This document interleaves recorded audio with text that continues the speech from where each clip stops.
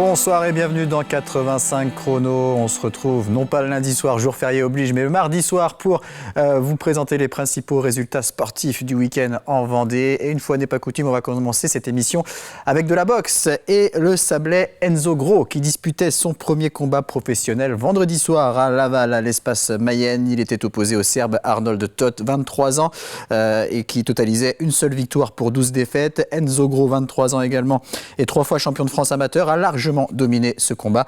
Un combat arrêté par l'arbitre au 3e round face à un adversaire d'un niveau inférieur. Enzo Gros a fait parler sa puissance et a donc démarré de la meilleure des manières sa toute nouvelle carrière chez les professionnels. On enchaîne avec du football et le championnat de National 2. On jouait ce week-end la 26e journée et c'est un 4e match de rang sans victoire et une 2e défaite consécutive pour les Herbiers battus à Trélissac samedi 2-0. Le VHF toujours 2e au classement à 2 points du leader Bergerac qui a fait match nul sur le terrain de Gaulle FC 0-0. Il reste 4 journées. La prochaine ce sera samedi et les Herbretais recevront Saumur. On continue avec le football en s'intéressant cette fois à la Coupe des Pays de la Loire. On en était au stade des quarts de finale ce week-end. Et samedi, l'équipe du Poiré-sur-Vie recevait celle de Beaucouzé au stade de Lidonnière. Un match entre deux formations de National 3. Les Genoux en noir se mettent dans les meilleures dispositions dès la première minute avec cette incursion et cette passe en retrait de Causeur. Batilly manque sa reprise, mais Tangachi au deuxième poteau a bien suivi. Ouverture du score 1-0 pour le Poiré. Les Vendéens de nouveau à l'attaque avec cette reprise de volée de Ferrand capté par le gardien. 20e minute, le centre venu de la gauche de Tangachi est mal négocié par le gardien de Beaucouzé. Nsinghi en profite et double la mise. Ça fait 2-0. Réaction de Beaucouzé à la 24e minute. Dimitri Benoît trompe Ibrahim Assi et réduit l'écart. 2-1 pour le Poiré, c'est le score à la pause. Moins de spectacle et d'occasions franches en deuxième période. La frappe de Nsinghi contrée est stoppée par le gardien. Beaucouzé montre un meilleur visage. À la 77e minute, la tentative de Atoukou termine au-dessus du cadre. Pas plus de succès à la 89e minute sur un coup franc frappé par Amer à la suite de cette faute d'un joueur du Poiré-sur-Vie. La dernière occasion du match est pour le Poiré dans les arrêts de jeu avec une frappe de Crépeau détournée par le gardien sur la barre transversale. On en reste là, les Genoux s'imposent 2-1 et se qualifient donc pour les demi-finales de cette Coupe des Pays de la Loire. Les réactions des coachs au micro d'Ambroise Robert. On a bien fait au début, on a moins bien fait après. Mais après, les gars n'ont pas coupé depuis le mois de janvier. On est en demi-finale de Coupe des Pays de la Loire, on ne va pas bouder notre plaisir. On est quand même qualifié, c'est très positif. Ça peut mettre un petit peu d'intérêt à notre fin de saison. Il y a des gars qui ont été suspendus, blessés. Ça fait tourner l'effectif, mais on n'a pas un effectif hyper pléthorique non plus.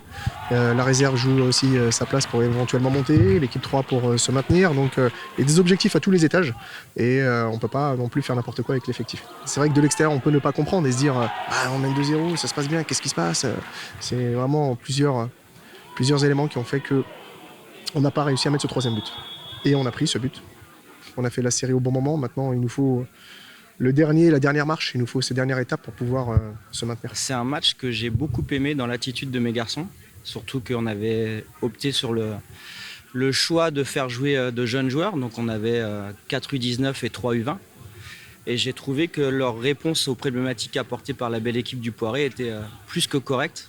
À part cette entame de match qui nous a mis en difficulté, mais j'ai trouvé que les jeunes ont su répondre par un état d'esprit irréprochable et une réflexion sur les zones ciblées. J'ai trouvé que c'était plutôt intéressant. Les jeunes nous ont montré aujourd'hui qu'ils étaient prêts à aller au combat avec nous, donc on va s'en servir, on aura besoin de tout le monde. Et puis il nous reste 4 matchs de coupe à valider, on est toujours dans le coup. Sur une année à 5 descentes, je pense qu'il n'y a pas beaucoup de pronostiqueurs qui auraient mis une petite piécette sur nous, mais on y est, donc on va jouer le coup à fond. Et on reviendra sur cette qualification du Poiré dans la deuxième partie de l'émission avec nos deux invités, le coach Rabi Zerwal et le président du club Jean-Yves Cougnot. À noter qu'en demi-finale, le Poiré affrontera Saint-Nazaire, une autre équipe de National 3, le 17 ou le 18 mai. Dans l'autre demi-finale, on retrouvera un autre club vendéen, le FC Olonne-Château, équipe de R1 qui a déjà validé sa montée en National 3. Le FC Olonne-Château qui affrontera Saint-André-des-Eaux, équipe de Régional 3. À noter également ce week-end les demi-finales de la Coupe de Vendée et la qualification historique d'Aubigny face à l'équipe 2 de Chaland, victoire 2-0. C'est la première fois que le club d'Aubigny atteint la finale. Aubigny affrontera en finale les Sables TVEC qui s'est imposé face à la réserve de Fontenay, 3-2. À noter que la Coupe de Vendée des réserves a été remportée par l'équipe 4 des Herbiers, vainqueur au tir au but face au FC Essart Boulogne-Merlatière. En basket, on jouait à l'avant-dernière journée en National 1 masculine dans le groupe C et l'équipe des Sables d'Olonne s'est imposée à Cergy-Pontoise 93-76, mais l'équipe des Sables déjà reléguée en National 2. Le dernier match, ce sera vendredi à domicile face à Hyères-Toulon. Et puis, en ce moment même, c'est le début des playoffs de Ligue féminine avec les quarts de finale. Allez, l'équipe de La Roche-Vendée Basket affronte Latte Montpellier. Les Lyonnaises avaient terminé 6e de la saison régulière, Montpellier 3e. Le match a lieu au Zoudéry et le match retour aura lieu samedi soir à Montpellier. Et à noter toujours concernant le RVBC que Kalina Mosqueda-Lewis, l'une des joueuses de l'effectif, a annoncé qu'elle mettra fin à sa carrière à la fin de la saison.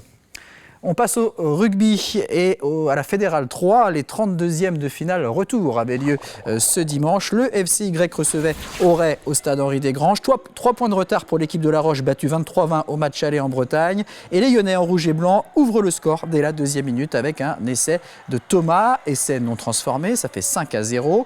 La réaction d'Auray ne se fait pas attendre avec un essai inscrit à la 7e minute par Murcia. Ford transforme et Auray prend l'avantage 7-5.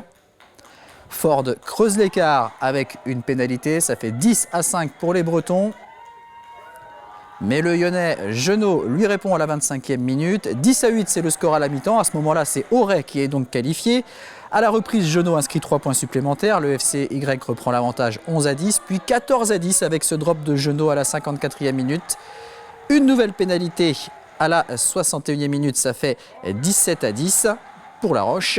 Mais 3 minutes plus tard, Auray inscrit un nouvel essai par l'intermédiaire de Le Runigo. L'essai n'est pas transformé puisqu'il est contré par un joueur lyonnais.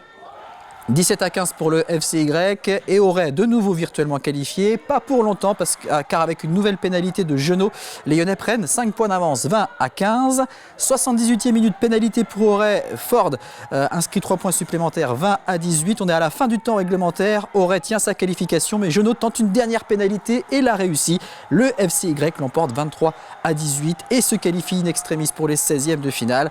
On rappelle qu'en cas de qualification pour les 8e de finale, l'équipe de La Roche validerait sa montée en Fédéral 2. On écoute les réactions des entraîneurs au micro de Thibaut Grasset. Je pense qu'on gagne le match, mais si Auray gagne le match, il n'y a rien à dire aussi. Hein, c'est une belle équipe. Je pense que par contre, on ne met pas tous les ingrédients qu'il faut, c'est-à-dire on les remet toujours un peu dans le match. Par nos erreurs, par nos petites sur les renvois, sur les choses comme ça. Notre coup de pied là qui est pas bon, qui les remettent dans le match et qui était à 17-10, on était bien.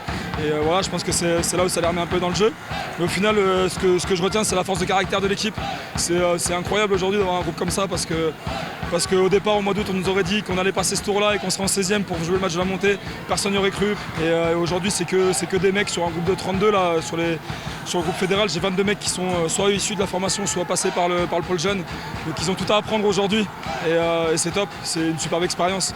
Donc la saison était belle, elle devient magnifique, ce serait bien qu'elle soit extraordinaire par la suite. Déçu pour les joueurs, ça se joue sur la dernière action. Après, je trouve un peu dur pour les joueurs. Pour mes jeunes là, j'ai pas trouvé un truc de cohérence dans l'arbitrage où on prend 2 cartons, pas eux, pas un seul, et pourtant c'est nous qui avons fourni le plus de jeux.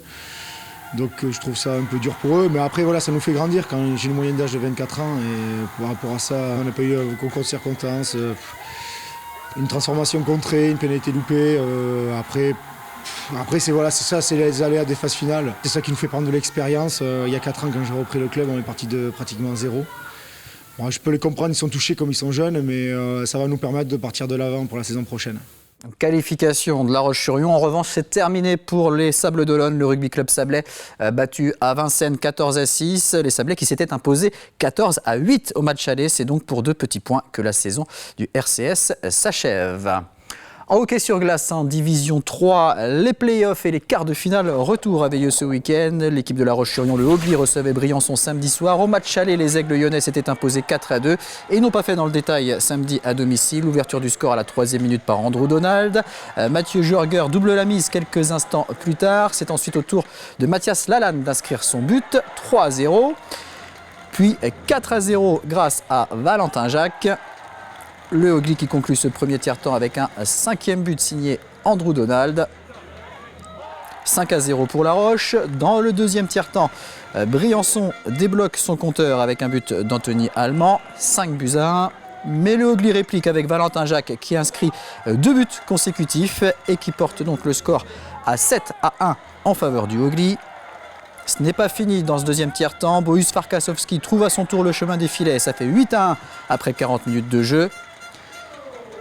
On joue depuis 10 minutes dans le troisième tiers-temps lorsque Briançon parvient à inscrire un deuxième but par Bastien Colomban, 8-2. Et le dernier but du match est pour le Hogli, inscrit par Jonathan Manon. 9-2 score final, le Hogli se qualifie pour le Final Four et a pu fêter dignement le 400e match de Cyril Selin sous le maillot des Aigles. Un Final Four qui aura lieu le week-end prochain à Lyon avec les équipes de Damary, de Dijon et de Lyon. Toutes les équipes vont s'affronter et les 2 premières monteront en Division 2. On écoute les coachs du Hogli et de Briançon au micro de Thibaut Grasset. Notre objectif c'est la D2, donc ça passe par la victoire en play-off.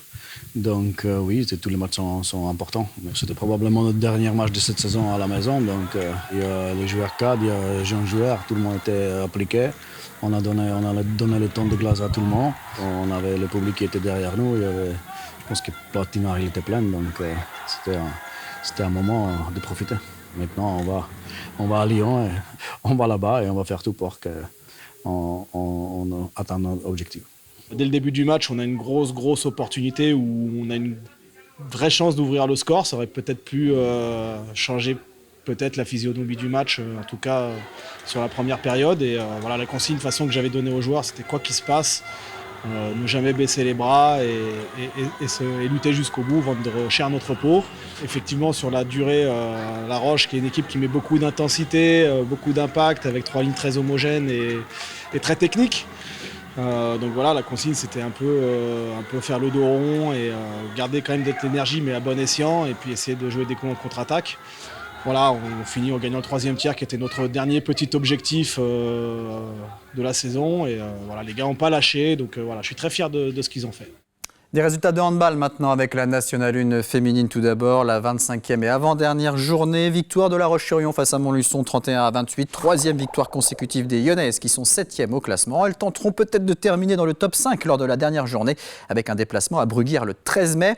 Et puis à l'étage en dessous, l'équipe 2 de La Roche-sur-Yon jouait également l'avant-dernière journée de Nationale 2 et s'est imposée à Châteauneuf-en-Thymerais 21-20. Les Lyonnaises sont 6e et joueront leur dernier match le 20 mai à domicile face à Saint-Loubès. Quelques images de volleyball maintenant avec le championnat de National 3 masculine, la 21e journée, l'avant-dernière là aussi. Et l'équipe de Montaigu-Vendée Boufféré Volleyball qui recevait Talence dimanche au Boufféré All Sport. Objectif pour les jaunes et noirs, rester maîtres de leur destin. Et alors que Boufféré était la première équipe non relégable avant cette journée. Au match aller, les Vendéens s'étaient imposés 3-7-2. Ça ne s'est pas passé de la même façon cette fois. Talence démarre pied au plancher et mène 6-0. Boufféré se ressaisit mais ça ne suffit pas pour recoller.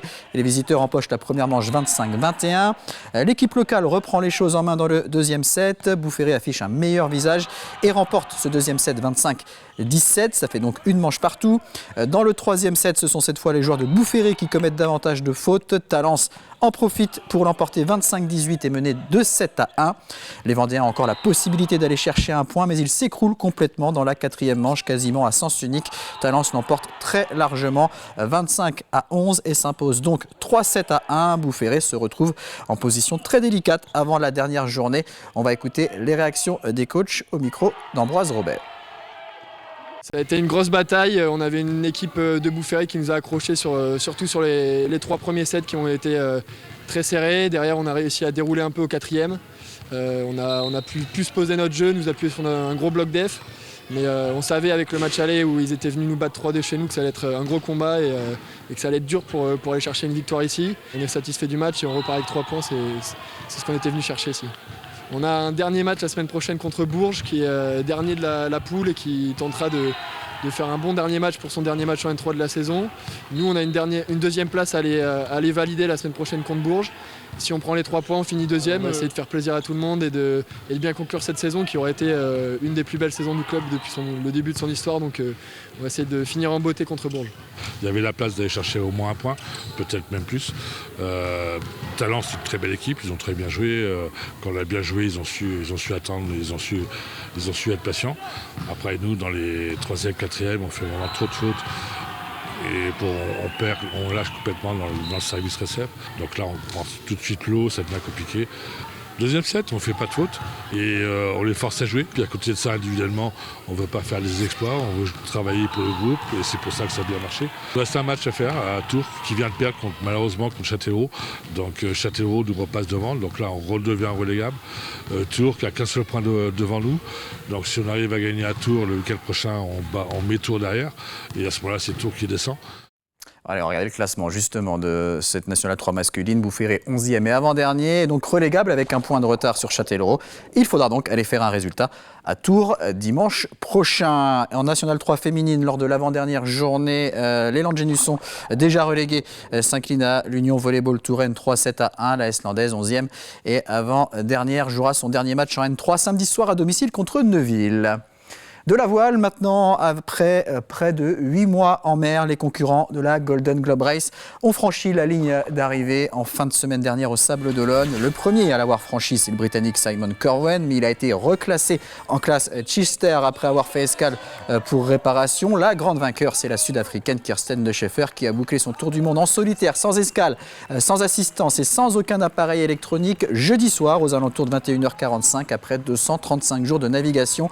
Première femme a remporté une course à la voile au Tour du Monde en solitaire. Elle a devancé le skipper indien Abhilash Tomy qui lui a franchi la ligne samedi matin à 6h46. Il est devenu quant à lui le premier skipper indien à boucler un Tour du Monde en solitaire, sans escale et sans assistance. On écoute les réactions de Kirsten De Schaeffer et Abhilash Tomy. C'est incroyable, c'est l'expérience d'une vie. Je n'en reviens pas de tous ces encouragements et de tout ce soutien. Je pensais vraiment que j'allais arriver en 3e position, derrière Simon et Abhilash. Donc ça fait beaucoup de nouvelles à encaisser. C'était parce que je voulais gagner, parce que je suis une femme. Je voulais gagner parce que je voulais faire de mon mieux. C'était le challenge et je ne voulais pas être dans une catégorie séparée comme femme. Je voulais être là dans l'égalité de tous les skippers dans la course. Vous n'avez pas idée à quel point je suis heureux d'être ici avec mon bateau. C'est la première et la seule fois qu'une personne venant d'Asie termine sur le podium d'une course autour du monde. Je suis heureux d'avoir vaincu le mauvais sort. Le stigmate d'avoir perdu un bateau, vous savez, une fois c'est un accident, 2 fois, ça serait devenu une habitude. Donc je voulais vraiment ramener Bayanat à la maison. Une course est seulement une course s'il y a des autres concurrents.